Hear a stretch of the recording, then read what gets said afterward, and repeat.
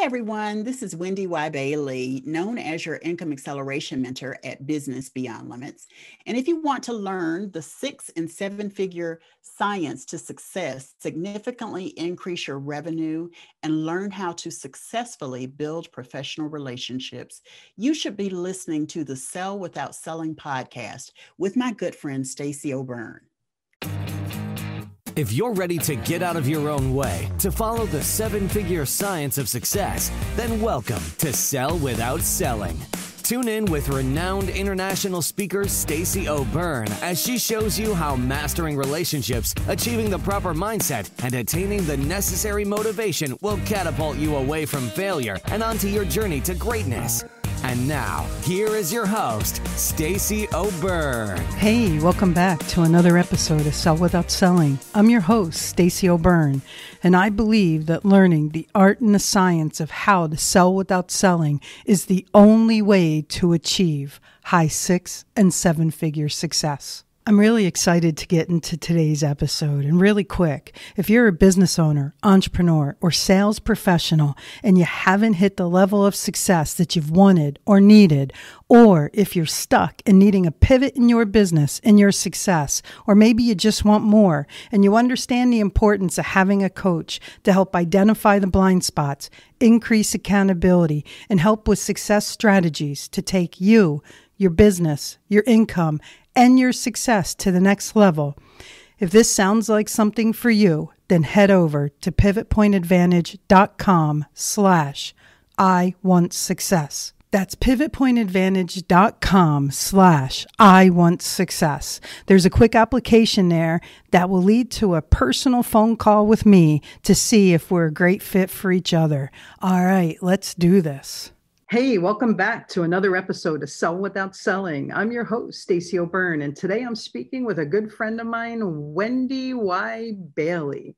Wendy is called a force of nature and a trendsetter in the coaching industry because of her fearless approach to innovation. WendyY Bailey has been supporting entrepreneur leaders, coaches, speakers, trainers, and consultants for 18 years. She is a 2-time best-selling author and sought-after speaker for her fierce and dynamic dedication to inspiring individuals and organizations to create extraordinary results. Affectionately called WendyY by her clients because associates and colleagues, she is an internationally known thought leader and has made a global impact in coaching as an innovative CEO and mentor coach, serving across the U.S. and in countries like Sweden and Italy. Okay, Wendy, how are you? I'm good. And it's WendyY. I want to make sure you get that. WendyY. WendyY. WendyY. Welcome to the show. Thank you so much for having me, Stacey. Yeah, thanks so much for being here. So I'm curious, whatever got you into coaching? Well, I was in corporate America working as a senior manager, a C-level manager, managing a small call center and a group of high-level technical project managers. Mm-hmm. And I was voted off the island, as I like to say. Mm. And when I was voted off the island, it was like a turbulent time for the economy. And I decided, well, I'm really highly skilled, I'm experienced, I'm educated, I can go and find something else because I was at that 6-figure range. Mm-hmm. Salary-wise. And what I realized after about 2 months, 3 months was I didn't want to go back into that environment. Yeah. I was like the lone Black female senior manager in my division Mm-hmm. before, I was voted off. And I was like, you know what? I just really don't want to go back into that battering and bruising white male dominated environment every single day. Right. And that left me kind of saying, well, what do I do now then? Mm-hmm. I've done this and this is what I know. So I did an inventory of what I was good at, what I had done, what I wanted to do, but had never had the time to do. And just for the sake of time, all roads led to coaching. Mm-hmm. And so I went out and got formal coach training and hung my shingle. And I've been here ever since, 18.5 years later. That sounds like 9/11 redefined your career. It totally did. Yeah. I had actually gone to work as a contractor for the same company in a different division. Mm-hmm. And the day that 9/11 happened, I was doing my initial drug screening and all of that kind of stuff. And when I got to the parking lot to actually go into work, 9/11 had just happened. Like the Mm-hmm. plane had just hit the tower, Mm-hmm. right? And I was kind of like, I don't want to go back into this for sure. Like, Right. there's no way I want to do this. So, yeah, 9/11 totally defined and redefined what was important to me at that point. Yeah, it sounds like you and I have a lot of similarities. You know, we had a conversation the other day, which is really what inspired me to invite you on the show. I too was redefined by 9/11. I was a high powered corporate executive, traveled about 200,000 miles a year. Wow. I was the national sales and sales operations manager. I jokingly told people I got paid $1 a mile plus commission. So, Okay. so on right after 9/11, I was in the high tech industry, and the high tech industry kept tanking and tanking and tanking until finally on December 10th, I got redefined involuntarily. And reality is, Yeah. it is the best thing that ever happened to me. Yeah. I really realized very, very quickly that I was living to work instead of working to live. Yeah. And that's not a high quality of life when you're in that No, space. Yeah. no, my daughter turned 1 on September 28th, 2001. So, you know, I had really missed just about her entire first year of life with all my traveling. And there's another thing we have in common, which is the other reason why I got so inspired to invite you on the show. You know, I've been studying neurolinguistics programming for a little over 25 years. Between neuroscience, business psychology, and neurolinguistics programming. And when we got introduced and you and I were talking, you had shared with me that you're a neurolinguistics programming practitioner. That's And right. I'm really curious to know, and I'm sure our listeners are too, what got you into NLP?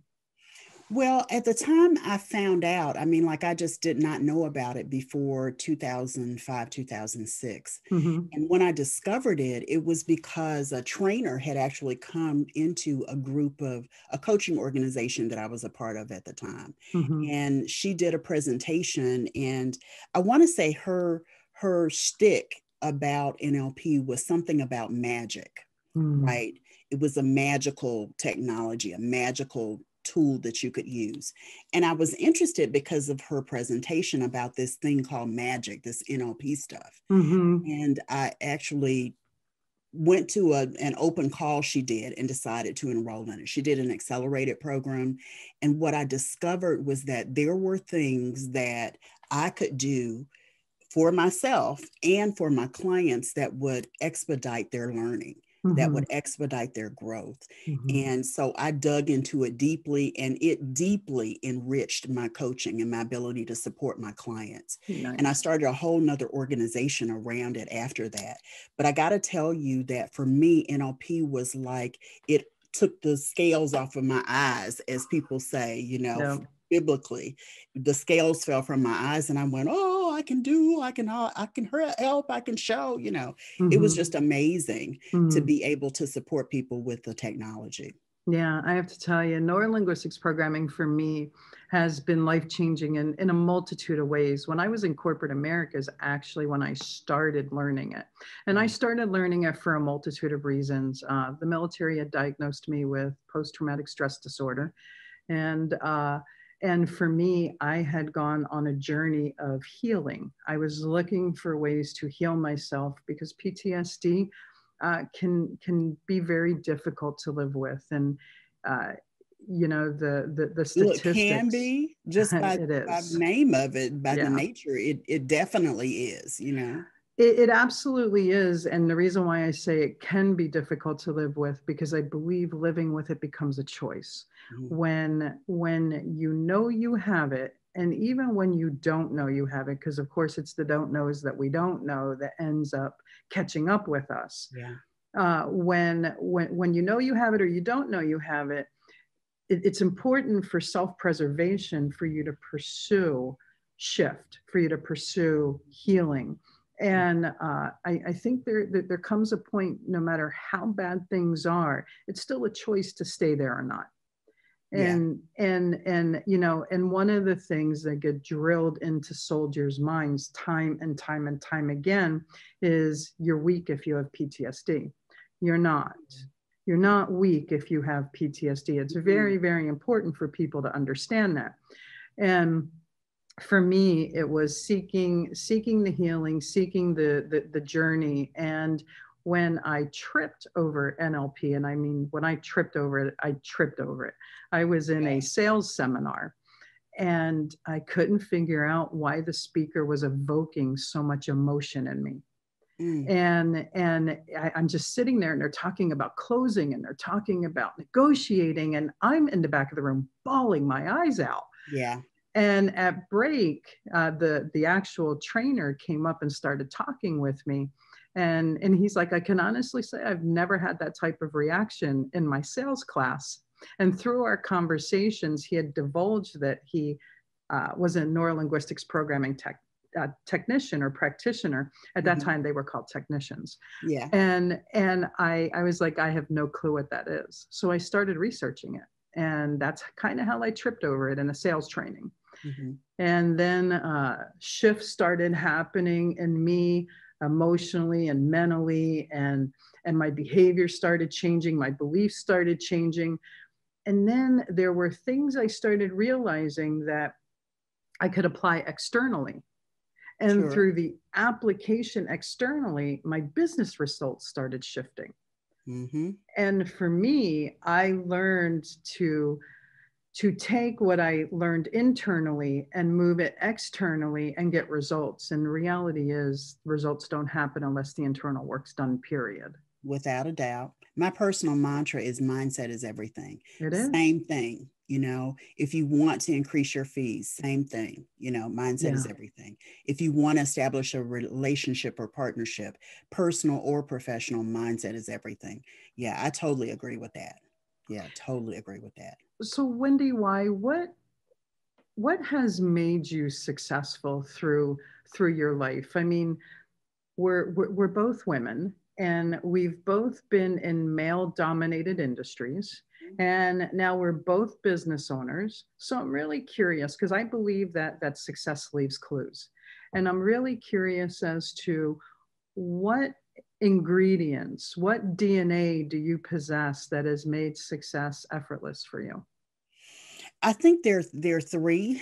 One is the profound belief that mindset is everything. So bulletproof mindset is the way I refer to it. And that means that no matter what's going on, I'm always going to try to make sure that I'm in that bulletproof mindset mode, right? The second one is dogged determination. I mean, a level of commitment and dedication that no one else can match. I remember when Kobe Bryant was killed in that helicopter crash, and his daughter and those other people. One of the things that I kept hearing as a running theme throughout his life was, and they shared lots of video of him at the time, was no one's going to outwork me. Like I'm going to work harder than anybody else. And so for me, that dogged determination means even if I fall down, like flat on my face, I'm going to get myself back up. Resilience is the third one, by the way. But, and I'll talk about that in a second, but I'm going to get myself back up and I'm going to keep staying committed and dedicated. I recently in July launched my own podcast. And when I made the decision, let me just say it was through much resistance that I made the decision to do a podcast, because I kept telling myself, everybody's got a podcast. I don't want to do a podcast because everybody's got a podcast. And through that resistance, I discovered that just because everyone has one doesn't mean mine has to be the same. Doesn't have to look the same, sound the same. It's got to have WendyY style and no one can match that. And when I decided to do the podcast, I said to myself, WendyY, this is me talking to me, WendyY, that you can't do this and let it be a drop in the bucket. It's got to be something that you're fully and wholly committed to. And what does that look like for you? And I decided 2 years. So for 2 years, my commitment is to do my podcast. That's what I call dogged determination. You get back up, keep charging forward and stay constant and committed to your goals. And then the third one, as I said before, is powerful resilience. In 18.5 years is what I like to say, I have fallen and failed several times. And the beauty of it is that even when I've fallen and I didn't think I could get up, I did get back up and I was able to restart, reset, rebrand, reinvent, whatever it was to keep moving forward. So I think you have to have all three of those things: bulletproof mindset, dogged determination, and powerful resilience. I love that. That's amazing, amazing advice. So you brought up setbacks and that dogged determination. I love that. That's such a southern comment. Yeah. So that dogged determination and the resilience. We're in the middle of the pandemic. Actually hoping that it's the latter part of the pandemic. And trust me, I get that hope is not a strategy, right? Right. Right. So these setbacks, a lot of people woke up one day and their entire life changed. Now for some, their income opportunity completely shut down. For others, they woke up one day and their employment was just closed. And then for some, they had to pivot. And I say that word intentionally the way I do because the name of my company is Pivot Point Advantage. Sure. And I named it over 12 years ago, and pivot seems to be the new buzzword today, right? Yeah. So some had to pivot because their business was 100% offline. So being knocked down, what type of advice can you give to entrepreneurs to dig in and find that resilience so that they can bounce back? Well, I think that it starts with what you believe about yourself, how you think, what you know is true about who you are in the marketplace. And it ends up being what you think about yourself outside of the marketplace too. So what I say to those folks is really and truly invest in getting to know yourself and really recognizing all of your gifts and talents and your brilliance in the world. One of the exercises I do sometimes with clients who are in that I just don't know if I can do anything space is I do what I call an I am exercise. And over time, they have to, intentionally record the finish to that statement, I am. Like, who are you? And I say, make it as elementary or rudimentary as you can and say, I'm a woman. I'm a smart woman. I am a smart Black woman. I am wherever you need to go. It's about realizing your strengths and your power. Once they start doing that, I have them actually document as part of that exercise all of their accomplishments. Nice. So I learned to walk, I learned to talk, I learned, make it as simple as you can. But then what you find is, wow, I have some gifts that I haven't tapped into. And understand that whenever you're looking at yourself and whenever you're feeling questionable about who you are, you've just got to tap into those reminders. Nice. You've got to look under the covers and see those things that maybe you forgot were there. Because therein lies your strength and your power to become more of who you're destined to be. When I say I was knocked down and I've gotten back up several times, we have another kindred association, Stacey.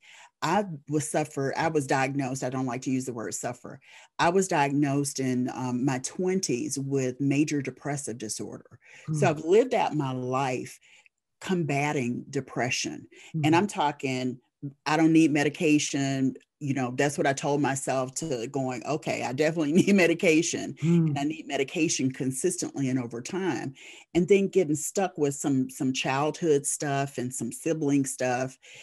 That's been a battle for me my whole life.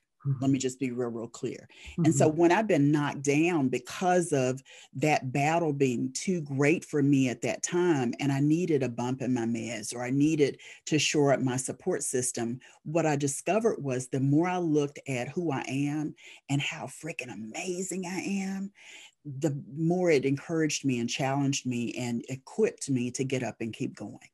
WendyY, I absolutely love that. And thank you for sharing that. I believe wholeheartedly that transparency is the biggest step an individual can take into owning themselves and stepping into their success. So thank you for sharing that. Sure. How does that impact you today? Well, you mean in terms of the depression or the resilience? Yes, To both. both. Yes.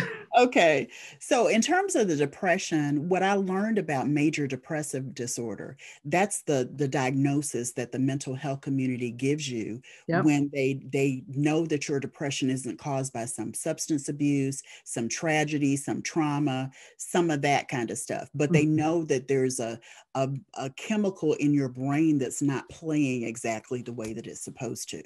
And so they know it requires a chemical cocktail, as I like to call it. And the cocktail is different for everyone. And what I realized, and believe it or not, it took me a while to get to that point, but in 2009, I changed doctors, psychiatrists, and the new psychiatrist said, "Oh, this medicine that you've been on for years, while it's been working for you, there's a tendency for it to cause heart problems over time. So what I want to do is I want to change your medication." And it wasn't until that was 2009, and I started bouncing, right? Just trying to find the right medication. And it wasn't until 2015, believe it or not, that I came to understand what had happened in the past was that I was bouncing. And because I was bouncing, some days I was able to function and some days I wasn't. And I had no management of that because the medication wasn't working. And so the chemicals in my brain were not playing well together. And once I got on the right medication in 2015, I fired the other psychiatrist. I say that, but I just stopped going to her and I found another psychiatrist. And that psychiatrist looked at everything that I'd taken over the 20 something years, 30 something years that I've been dealing with depression. And she said, "Let's try this old generation antidepressant." And I started to soar. I mean, and the soar in me was consistent. It wasn't like this. It totally was. Every day, all day long, I was productive. I was constructive. I was, Nice. Doing well. I was helping and serving my clients really, really well. And it just made such a difference in my business. That's when I rebranded and relaunched. I reinvented myself in around the sales and marketing and being a business and sales coach. I had done it for 7 years before that, but I actually reinvented myself and stopped calling myself the moniker group coaching diva. And I started calling myself the income acceleration mentor. And that's what made a difference for me. And how it affects me today, I take naps. If I need to take naps, I take naps. Good. I have such control. Control is not the right word. I have such ability to manage what's happening in my life, in my world, that I'm empowered in everything that I do. So that's how it's affected me. I love that. So the bottom line is you've learned to really honor yourself, and you've also learned and gotten very clear that when the voice in your head tells you something isn't right, you continue to pursue until you find the rightness. Yeah. I And in love it. 2016, when I actually, rebranded and came back to the marketplace, because I literally was out of my business for about 15, 18 months, getting through that whole scenario of medication and trying to get together. And let me paint a picture too. I had side effects that were horrendous from all of the different medications we tried. I had mouth sores, I had facial tics, I had facial paralysis, I had where I was sleeping too much, I was sleeping too little. I had all of that, and it was not fun or kind. And for me, looking at the chemical cocktail was integral to my well-being. And I learned it then that I needed to do. But when I came back to the marketplace in 2016 and rebranded and relaunched as Business Beyond Limits, what I discovered was that I was ready to tell people about my depression. I had hidden it. I had always, when I was having difficulty on a particular day or a particular time, I would say, oh, my sinuses are acting up, or my allergies, or, I would give an excuse. I wouldn't be transparent about what was really going on. And there was a presentation that was done for this speakers association that I'm a part of, or was a part of at that time. And the guest that they were going to have and speak to us, they promoted her as someone who had this deep, dark secret. And once she revealed her secret, she built a speaking empire. And I thought, wonder what her secret is, And when I got there, her secret was that in her 20s, she had contracted herpes. And in contracting herpes, there was the same kind of shame and vulnerability, and you just didn't want to share it with people because of what they would think of you and how you would respond to things. And years before that, I had actually shared the depression with someone, again, in that coaching organization I mentioned earlier, that we were working on a project together. And I had a day where I just didn't feel well. So I was in the bed and I postponed our meeting. And so when we met again, I was like, if we're going to be working closely, let me just let you know what's really going on. I said, I have depression. I didn't call it major depressive disorder back then. I said, I have depression. And he said, oh, Wendy, why? I'm so sorry. Wow, I'm so sorry. I mean, he just went on. And I thought, what did I tell him? The reason he got into this in this way. And that made me fearful of sharing it with anybody else for a long time. So this speaker who had herpes talked about that adventure of disclosing her secret, and there being people almost at every presentation she delivered that would come up to her and say, thank you, you helped me, I have it, I know someone who has it. She was the advocate that they were looking for publicly to support them through her message. And so I asked the question, when they opened it up for questions, I asked her, I said, when did you know it was time to share your secret? And I'll never forget what she said. She said, when your desire to heal is greater than your fear, then you'll begin to share it. That stuck with me, and I share it anywhere, every day, all day, to everyone, because of what it does for me in terms of healing. Just like her, when I started sharing it, people would come up to me after my presentations, or they would say things to me. If it was a one-on-one, like, thank you for sharing. Thank you for being transparent. My mom has this. My brother has this. I've lived with it for X number of years. And like she had become an advocate around herpes, I've become an advocate around depression. Love it. It's a powerful place and responsibility to have. I love that. I believe that the big message here is it really doesn't matter what obstacle one faces. It's only an obstacle if you choose to define it that way. Yes, choice is such a powerful thing. I think so many people don't value trust because they don't because they don't understand choice. Yeah. Choice is about boundaries. Choice is about intention. Choice is about a willingness to stand in the power you have to manage things in your life. That's why I say mindset is everything. Because I know when I start slipping, and when I say slipping, I know I'm sleeping too long, or I felt like being in the bed and I'm not sleeping. I kind of ask myself, okay, what's really going on with you? Recently, you asked me how this affects my life today. Recently, I was in a situation where I was supporting a client, and something the client did triggered me to feel like I wasn't enough. And I don't blame her for it. I'm grateful that it happened because I was able to recognize what was going on. I kept checking in and saying, what are you feeling about this? And how are you thinking about that? And what is this doing to you? And in the process of that, I found myself not wanting to get out of the bed. And when I say not wanting to get out of the bed, I mean, I was awake. I would do little things in my business. I would, meet some of the responsibilities I had, but I kept kind of going back to the bed. and watching TV or talking on my phone. I kept kind of going back to the bed, and I was like, okay, something's happening with you. What's really going on? So when I started to look at that in my therapy, and I started to look at that in my coaching, and I have one of each.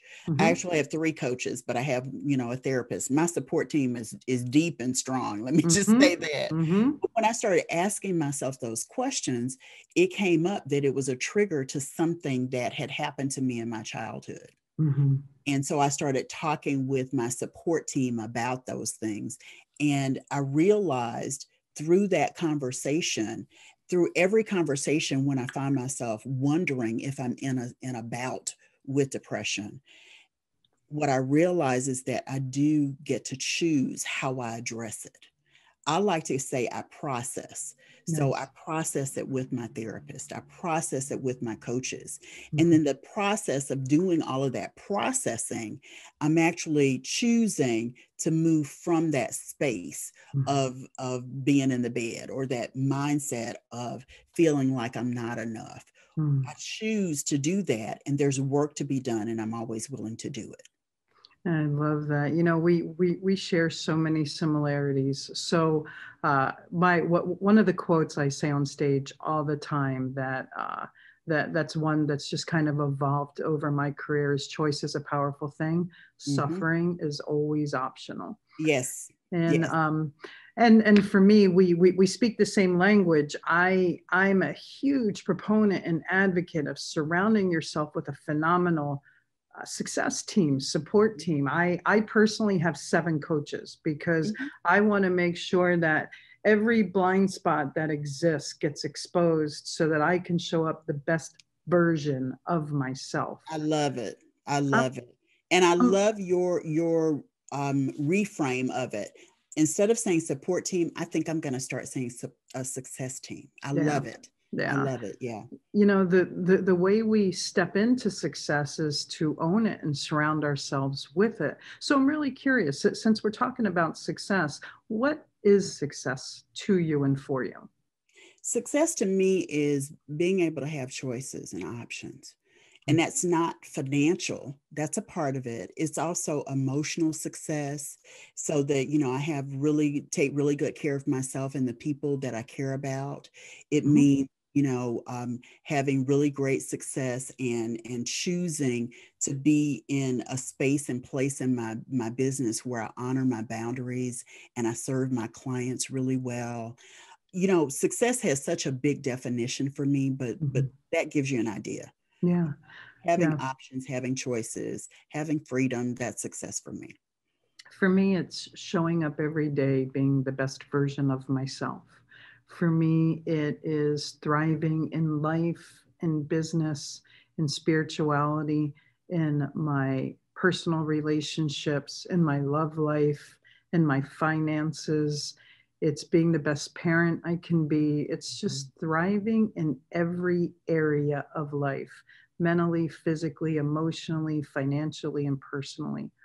That way, I can help others help themselves so that they can help others. I like to impact makers is basically what it is. I love it.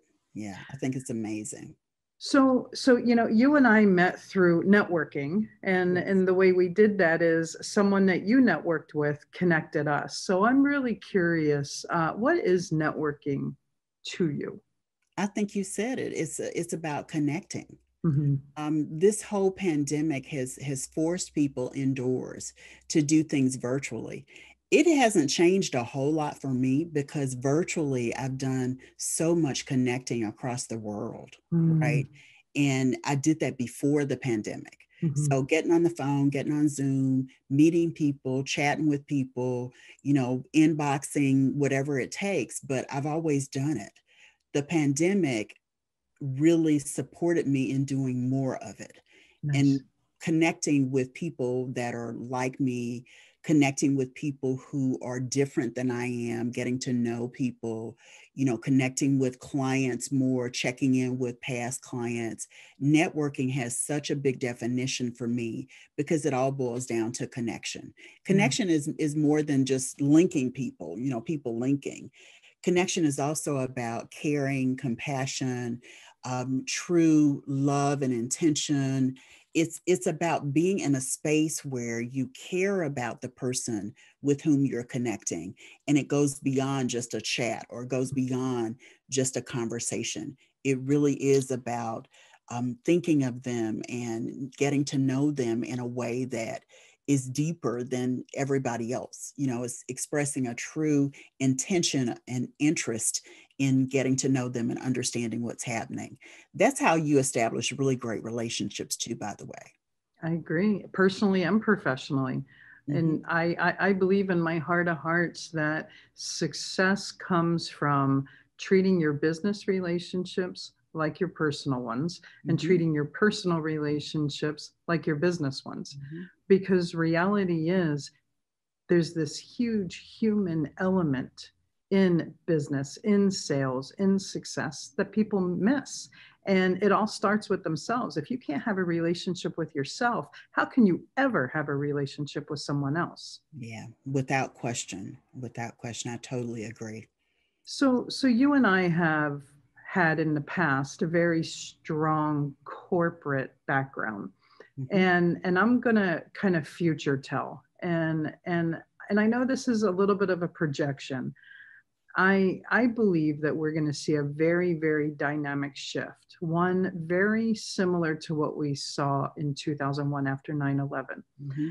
I think corporate America has found that they can do the same and or more with less. Less resources, less brick and mortar, less human resources, and potentially putting less resources out, also known as money. And I think that this pandemic has taught businesses to show up very lean. So I think what's going to happen is, yes, we've had this mass layoff.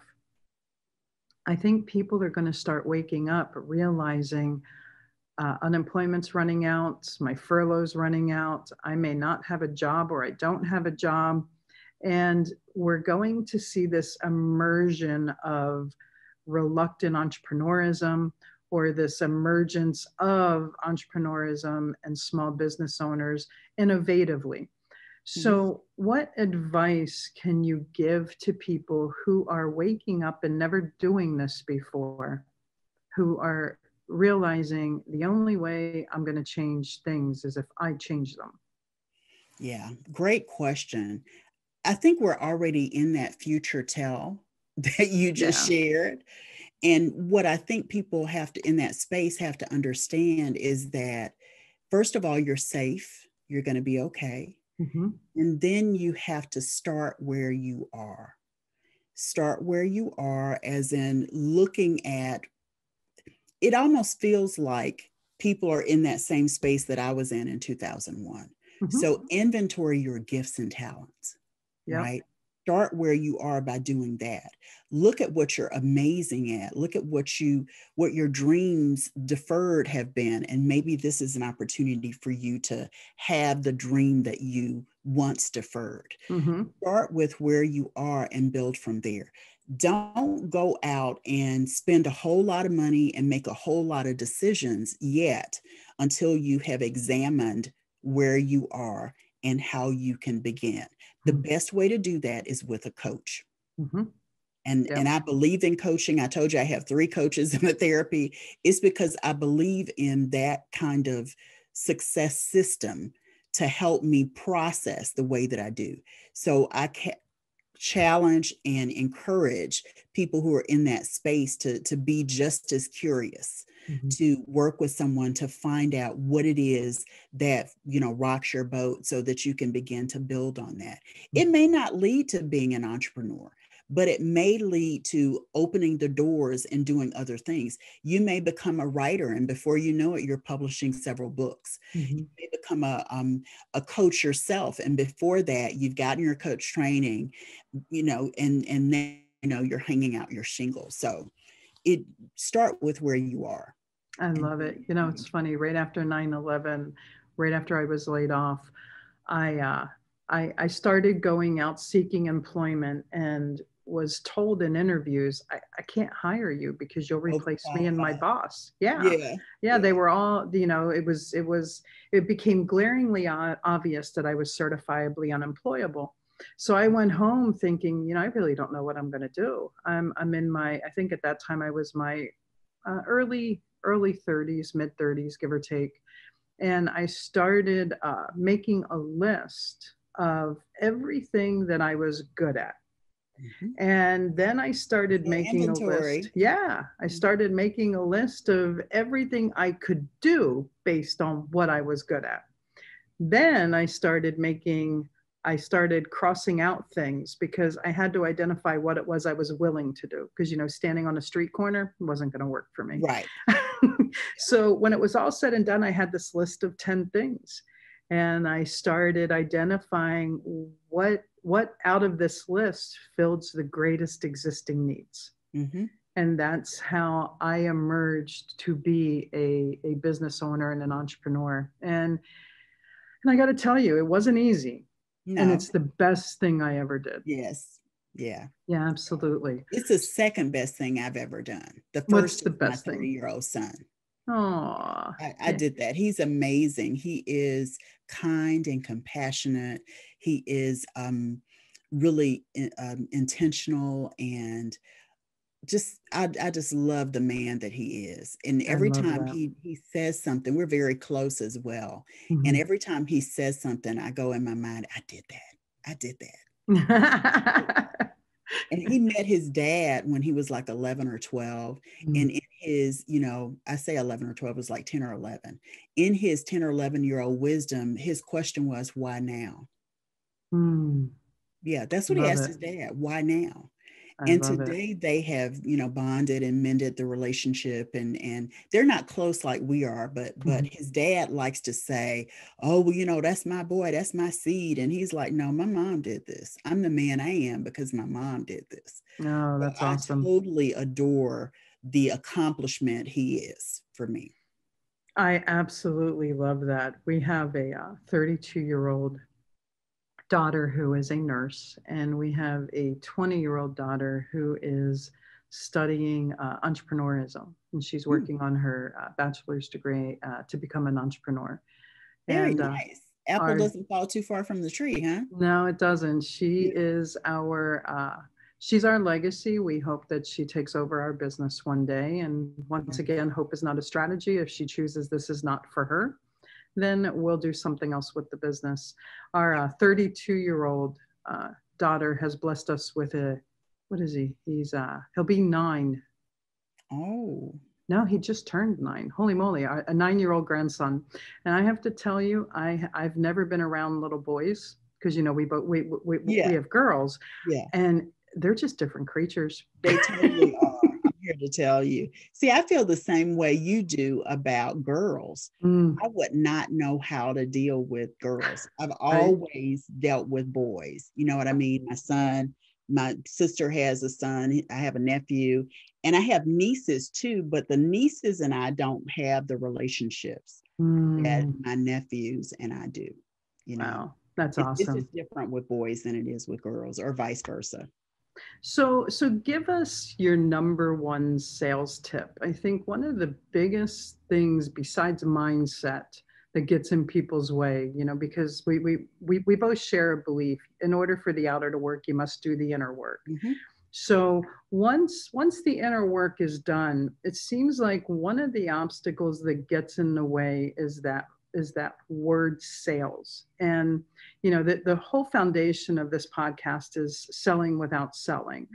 Mm-hmm. And for me, no matter what you do, sales is still part of the equation of being a business owner, entrepreneur, sales professional. So what's your number one sales tip for people? Well, it has 2 parts, really. Rapport, connection, relationship. So that's 3 parts. Those are the secrets to selling well. Rapport, connection, and relationships. I love it. I'm going to take the S off of relationship.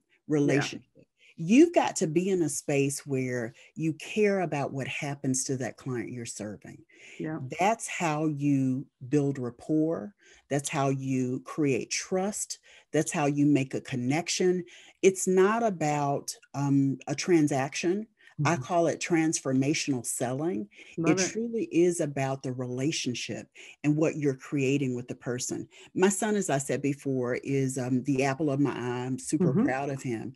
And he works at a CBD store. He's a manager over 2 different locations. And he actually works one of them by himself for 6 days a week. And in the process of doing that, there are lots of lulls in time. So there have been times when I've gone and I've sat and just talked to him over a period of time. Then someone would come in and he would wait on them. And what I discovered is that he has his own way of selling, right? The first question he asks everyone is, what brought you in today? He cares about their response because then mentally he can match whatever the product is that they need to what they came in for on that particular day. I've watched him so many times and he's masterful. So when I talk about rapport and connection and relationship, that's kind of what I'm talking about. Now, there are other people that he's described to me that work in the same organization who will push a product without wondering or even caring how it's going to help the person buying it. That's transactional. But transformational selling with rapport and connection and focused on relationship is all about understanding the needs so that you can match what you offer to those needs. It doesn't matter how much it costs. It really is about what you're doing to serve the client. Love it. Absolutely love it. So that leads me to the signature question of our show. And that is, what is selling without selling for you? Selling without selling kind of goes back to what I just said. It's being in relationship, making sure you make a connection and maintaining the rapport with your clients, potential clients. I don't call them prospects. I call them potential clients because for me, it seems more reasonable than prospect. You're not prospecting. You are looking and having a conversation with a potential client. That's different. Yeah. So selling without selling is about building trust in the relationship. It's about making sure you're in a space of service. It's also making sure, I want to stop for a second and say this. I'm a movie buff, and there's an old black and white movie that they colorized called Miracle on 34th Street. Love it. Yep. Mine too. One of mine too. And the Santa Claus character in the movie actually works at Macy's, and Gimbel's is still around at that point. Well, Macy's isn't around much anymore either. But anyway, he works at Macy's, and when he can't provide a connection or point people in the direction of what they're asking for as toys that are at Macy's, he starts referring people to Gimbel.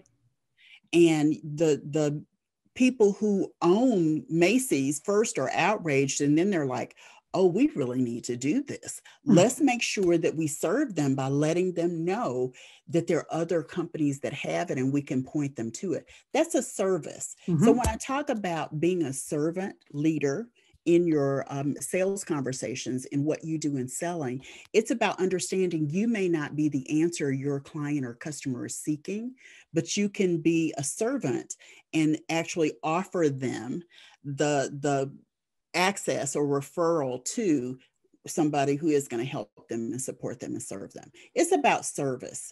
So that's how I see selling. Yeah. So I have to tell you, I absolutely love that analogy.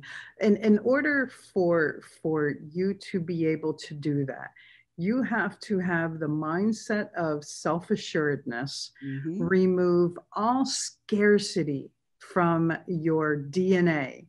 Because it's about trusting yourself to trust others, trusting yourself to know I am not the best solution for this situation. And by connecting that person to the best solution, it's going to open me up to be even better for the next person. And a quick story, my very first experience in sales was inside sales. And I was in a bullpen And Wow. it was crazy. So Yeah.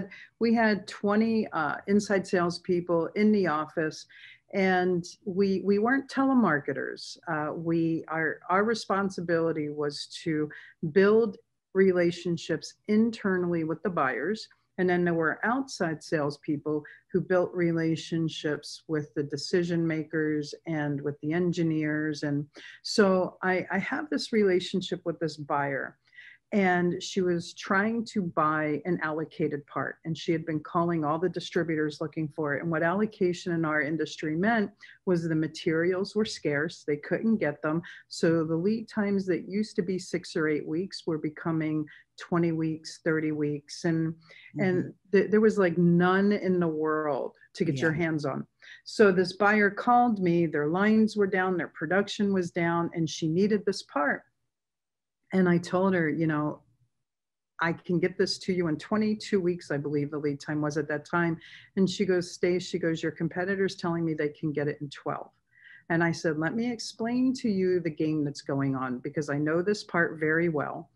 And I said, what the competitor is telling you is they can get it in 12 weeks so that they can secure your order.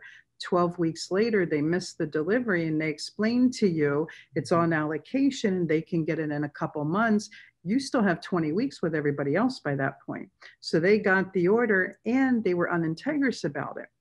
Well, what I did find was one of my competitors who had a shipment coming in. And I called a friend of mine that was over there, and I said, I need to know, do you have any of these available? And she goes, we're not supposed to tell anybody, but yes. So I said, all right, I'm going to connect one of my largest clients with you. Please take care of her.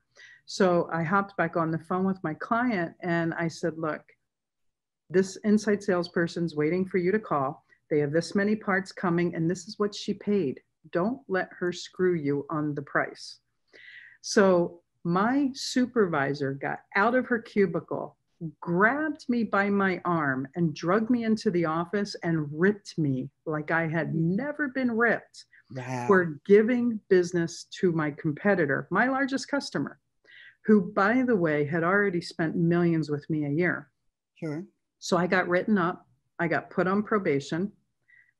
A month later, the buyer came to the office. They never do this. They came to the office, took me out to lunch, handed me their annual package, and said, you're going to get a fax by accident with my contract from last year with all my pricing on it. If you need it, you will get my business. Wow.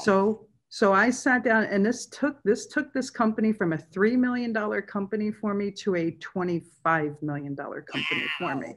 Yeah. Needless Great to say, story. I replaced my supervisor. Yeah, I was going to say, so much for him reaming you out or her reaming you out. Yeah. So Great story. It's truly about having the belief in self, the belief in relationship, avoid coming from a space of scarcity so that you can really show up as the servant leader that your prospective client deserves, period. Yeah, for sure. For sure. Any kind of sales effort has to be founded in trust and truth. It can't be about deception. It can't be about you as the salesperson being concerned about the outcome or the result. You've got to stay present to what is, and what is present is truth and service and honorable. And that's what's really important. You're so right. I love it. I love it. Okay, so this is my second favorite part of our show, and this is called the random round. And see, I have a belief that success leaves clues. So I like to ask a question to successful people so that they can share their answer, and whatever works for the listeners, they extract. Sounds so I'm good. really curious, WendyY, what is your favorite word and why?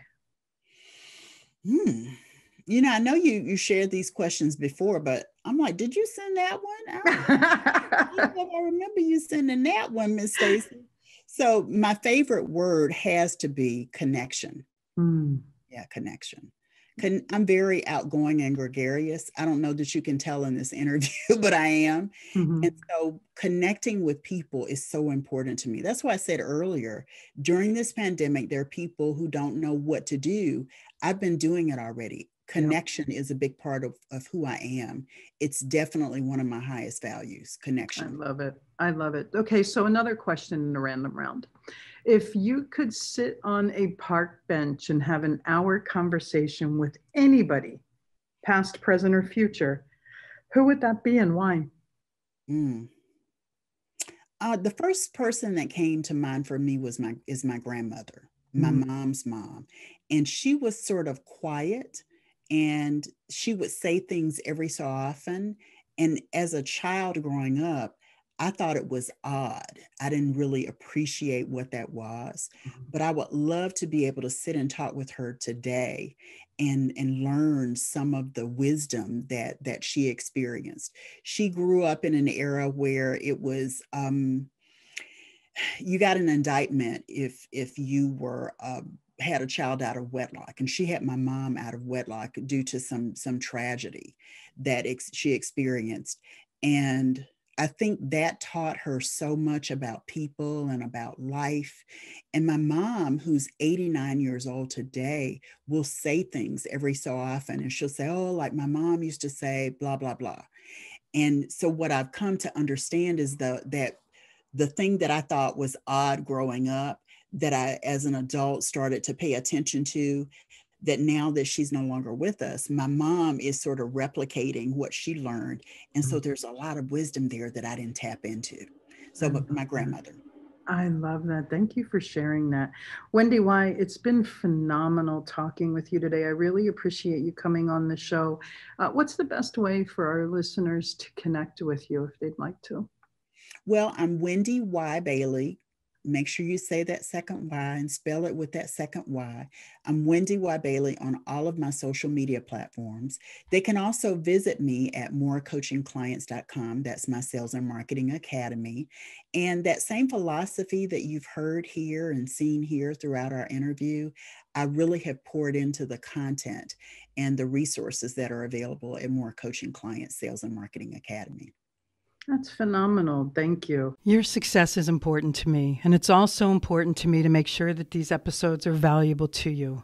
I would love for you to do a few things right now. I'd love for you to hop over to Instagram and follow us at Pivot Point Advantage. That's hop over to Instagram and follow us at Pivot Point Advantage. Second, I'd love it if you'd head over to Facebook and join our Sell Without Selling community. That's head over to Facebook and join our Sell Without Selling community. We have an immense amount of interaction on both platforms.